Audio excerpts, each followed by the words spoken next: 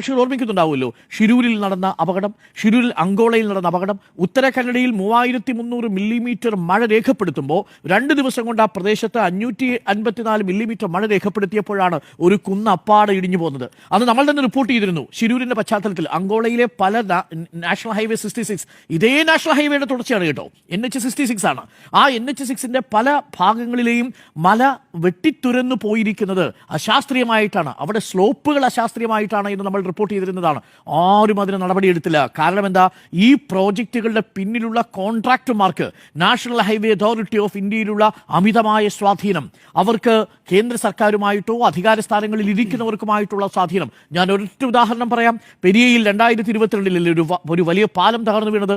പെരിയയിലെ ആ കൺസ്ട്രക്ഷൻ ഏറ്റെടുത്തിരുന്ന കമ്പനിയുടെ പേരെന്താണെന്ന് അറിയാമോ? മേഘ ഇൻഫ്രാസ്ട്രക്ചർ ലിമിറ്റഡ്, മേഘ എഞ്ചിനീയറിംഗ് ഇൻഫ്രാസ്ട്രക്ചർ ലിമിറ്റഡ് എന്ന കമ്പനിയാണ്. എന്താ കമ്പനിയുടെ പ്രത്യേകത?